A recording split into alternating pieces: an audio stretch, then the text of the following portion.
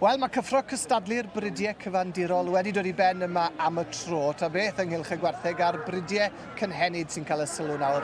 Y brydiau Byrgorn, Byrgorn, yr ucheldir ag ati sydd o'n blaenau ni'r prynhawn yma ac I roed sylw ac I roed I farn ar ddosbarthiadau y Byrgorn. Ni'n cael cwmni Brian Thomas, dwi'n Celyn Lan Llanfyrnach. Pnawn da, Brian? Pnawn da, Iwan. Wel, mae'n braf. Yn ddwrnod braf. Odi, mae wel fach neis yma, mae bethau'n mynd y dda. A mae hat da dych chi fyd. A hon di dod o Australia. O, dwi'n fe wir? Odi, kangaroo yw.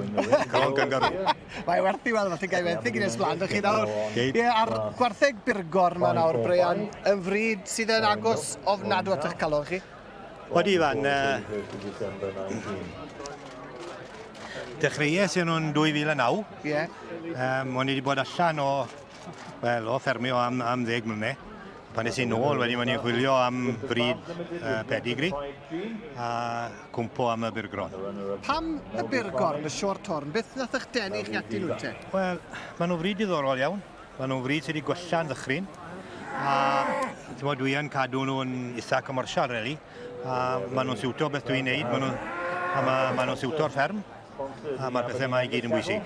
Ar bryd wedi dathlu, a gymdeithas te dylen I wedi dathlu carreg filltir go arbennig ac yn dathlu carreg filltir arbennig eleni. Odi, maen nhw 200 mlynedd.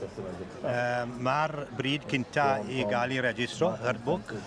A wedyn, mae lot o frydau wedi dod ar ôl mi, ond hwn wedd y bryd cynta. Ie. Mae'n anodd credu yn dweud fod y bryd yn mynd cyhyd. Ond pan chi'n gweld ac yn meddwl am rinweddau'r bryd, allwch chi weld pam bod nhw dal yma, achos maen nhw'n pesgu yn gloi, maen nhw'n pesgu oddi ar borfa, a pan mae cost y dwysfwyd fel mae wedi bod dros y blynyddoedd diwethaf, mae'n fryd sydd yn denu mwy o bobl o hyd. Odi, mae hynny o'r ochr. Mae'r bryd wedi gweld amser digon anodd. Ond maen nhw nawr yn boblogaidd iawn. Nôl yn 1967, dim ond rhyw 43 o fridwyr wedd. A erbyn nawr mae da ni 1,000 o fridwyr. O, Sioe? Yes, a maen nhw wedi codi. A'r safon yn y sioe eleni, werth I weld wrth I ni weld. Odyn, mae y ddau darw yma nawr. Beth sy'n mlaen o'n blaenau ni fan hyn te, Brian? 2 darw da yma. Un tarw bach ifanc? Tarw ifanc a un yn darw hun, ond dwi. Dwi yn competition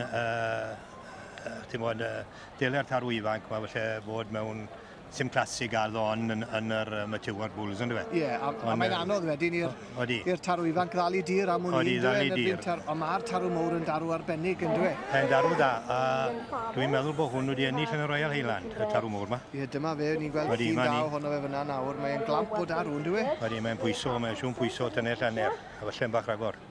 I chi'n rhywun sydd wedi bod yn arddangos y gwartheg o'r blaen, neu? Dim ond yn Sioe Wlffordd. A sioe leol? Ie. A eisiau bobl comited iawn I Siowan. Mae'n lot o waith paratoi. Mae rhaid chi gael Siowan, a sa'n credu bod fi'n Siowan.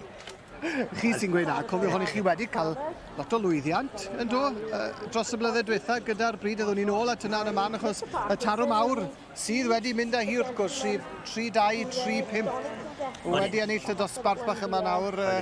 Odi, fel wedi sy'n meddwl anheg i'r tarw lleia, ond mae potensial mawr i'r tarw bach. Rwy'ch chi 2 flynedd I hwn nawr, bydd ni fydd yn darw golew. A partneriaid headline sydd ar chynne? Lawr o'r South West maen nhw'n dod o. O, fyna maen nhw'n dod. Mae'n Siowan yma yn bob blwyddyn. Mae'n cefnogi'r sioe. A dyn sair horesio yw enw'r tarw? Ie, enw'r tarw. Yna'r tarw cynta be oedd da fi wedi dyn sair. O, I fe wir? Ie. Beth yw hanes dyn sair de? Wel, lan o Aberdeen, lan o chorch Aberdeen. Ffermwr organic, yw e.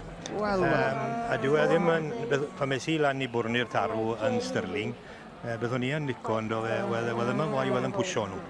A fe barodd y tarw a cadodd y farc I fi, a wy'n credu bod I lwcus iawn I gael e. Dyna sy'n bwysig. Clamp o darw wedi ennill y dosbarth yma felly ac yn ymwneud lan I bencampwriaeth y gwartheg biff yn nes ymlaen prynhawn yma.